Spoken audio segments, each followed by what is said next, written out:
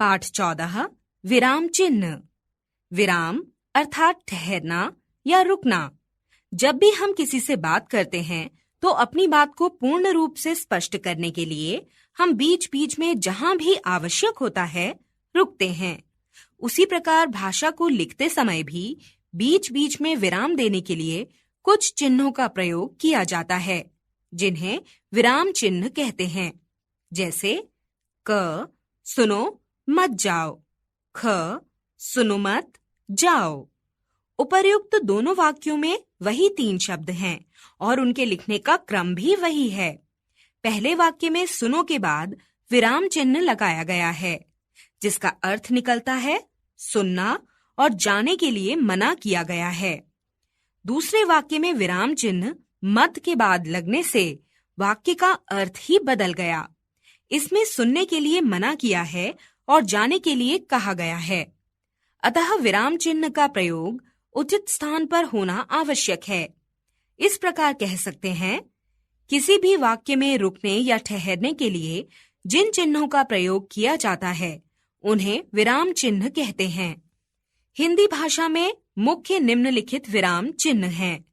1 पूर्ण विराम, 2 अल्प विराम, 3 प्रश्नवाचक, 4 अर्धविराम, 5 योजक, 6 निर्देशक, 7 विवरण, 8 विस्मयादिबोधक, 9 कोष्ठक, 10 हंसपद, 11 उद्धरण, 12 लाघव। 1 पूर्ण विराम। वाक्य की समाप्ति पर पूर्ण विराम लगाया जाता है। जैसे क पंजाब में लोहड़ी मनाई जाती है, ख मेहमान आज ही चले गए हैं। 2 अल्प विराम। भाषा को लिखते समय बीच बीच में जहाँ कम समय के लिए रुकना होता है वहाँ अल्प विराम का प्रयोग किया जाता है। जैसे क मोहित, सरित, मयंक तथा सोनल मित्र हैं, ख गंगा, यमुना, सरस्वती तथा गोदावरी पवित्र नदियां हैं। 3 प्रश्नवाचक। प्रश्न पूछने के लिए वाक्य की समाप्ति पर प्रश्नवाचक चिन्ह लगाया जाता है। जैसे क क्या यह काम कल तक पूरा हो जाएगा? ख वह कौन सी कविता है जो तुम्हें पसंद है? 4 अर्धविराम। लिखते समय आधी बात कहने पर बीच में रुकने पर इस चिन्ह का प्रयोग किया जाता है। जैसे क राजन बाजार गया, रोहन घर से सामान लाया। ख समय रहते परिश्रम नहीं किया, अब क्यों पछता रहे हो? 5 योजक। विपरीत या समान युग्म शब्दों के बीच में योजक चिन्ह लगाया जाता है। जैसे क माता पिता भगवान के समान हैं, ख तुम्हें बार बार मना किया गया था। 6 निर्देशक। किसी के द्वारा कही गई बात का निर्देश देने के लिए इस चिन्ह का प्रयोग किया जाता है।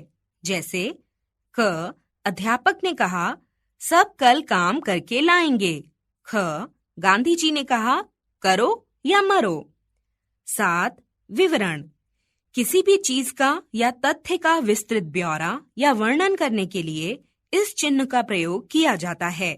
जैसे क संज्ञा के 3 भेद हैं, व्यक्तिवाचक, जातिवाचक और भाववाचक।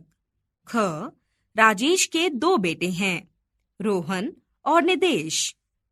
8 विस्मयादिबोधक। विस्मय, हर्ष, शोक, प्रशंसा, चेतावनी, घृणा इत्यादि मनोभावों को प्रकट करने के लिए इस चिन्ह का प्रयोग किया जाता है। जैसे क वाह कितना सुंदर बगीचा है, ख सावधान आगे गहरी खाई है। 9 कोष्ठक। किसी वाक्य में प्रयोग किए गए कठिन शब्द का अर्थ प्रकट करने के लिए या दिए गए नाम को स्पष्ट करने के लिए इस चिन्ह का प्रयोग किया जाता है। जैसे क तिरंगे के 3 रंग केसरी, सफेद और हरा हैं, ख हम शहीदों जो देश के लिए प्राणों का बलिदान देते हैं को नमन करते हैं। 10 हंसपद या त्रुटि पूरक। लिखने में यदि कुछ छूट जाए तो उसे बीच में लिखने के लिए इस चिन्ह का प्रयोग किया जाता है। जैसे महिमा ने अपना गृह कार्य पूरा कर लिया है। ख, केदारनाथ मंदिर के द्वार खुल चुके हैं। यह हमारी त्रुटि को पूरा करता है, इसलिए इसे त्रुटि पूरक भी कहते हैं। 11. उद्धरण चिन्ह। किसी व्यक्ति की बात को उसी के शब्दों में कहने के लिए इस चिन्ह का प्रयोग किया जाता है।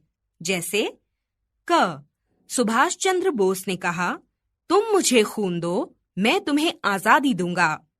ख, बाल गंगाधर तिलक ने कहा, स्वराज्य मेरा जन्मसिद्ध अधिकार है। 12. लाघव।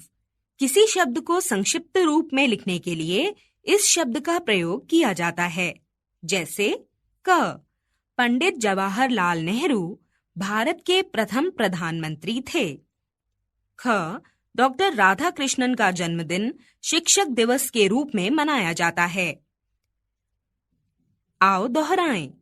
भाषा में स्पष्टता लाने के लिए बीच बीच में ठहरना या रुकना पड़ता है, जिसे विराम कहते हैं। विराम प्रकट करने के लिए जिन चिन्हों का प्रयोग किया जाता है वे विराम चिन्ह कहलाते हैं। हिंदी भाषा में विराम चिन्ह हैं पूर्ण विराम, अल्प विराम, प्रश्नवाचक, अर्धविराम, योजक, निर्देशक, विवरण, विस्मयादिबोधक, कोष्ठक, हंसपद, उद्धरण तथा लाघव।